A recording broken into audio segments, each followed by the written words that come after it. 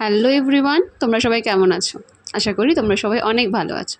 আজকে আমি তোমাদের সাথে একটি রান্নার ভিডিও শেয়ার করব, সেটি হলো পোস্ত। আমি রান্না খুব একটা ভালো পারি না, কিন্তু মা আজকে আমাকে বলল যে তুই আজকে পোস্তটা রান্না করবে, কর, যা হবে তেমনই আমরা সবাই খাবো। নুন কম হোক, হলুদ বেশি হোক, যাই হোক তুই কর, নাহলে শিখবি কী করে। তাই বসে পড়লাম রান্না করতে। আলু, ঝিঙে দিয়ে আজকে পোস্ত হবে।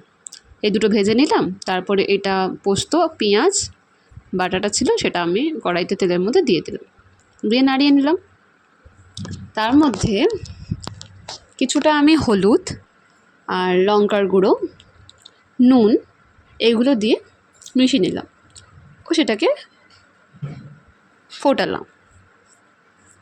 ভালো করে যখন ফুটে গেল, আমি তার মধ্যে সেই ভাজা আলু এবং ঝিঙেটা দিয়ে দিলাম।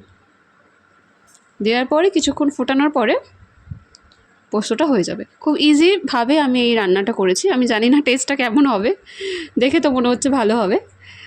তোমরা জানিও কেমন হয়েছে এই রান্নাটা। আমি কিন্তু রান্নাতে খুব একটা প্রো নই, আমি টুকটাক পারি রান্না, তাই মা বলছে শিখতে হবে।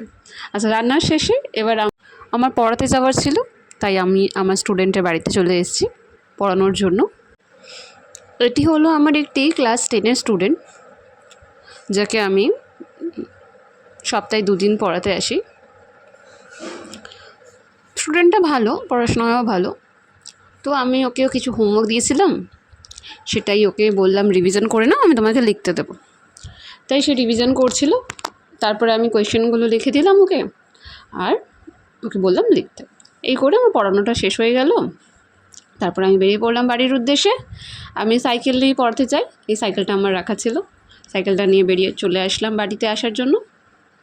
এবং এই রোদের মধ্যে পড়াতে যেতে ইচ্ছা করে না, তাও যেতে হয়, কিছু করার নেই। তোমাদের যদি আমার ভিডিওটি ভালো লেগে থাকে তাহলে সাবস্ক্রাইব করো।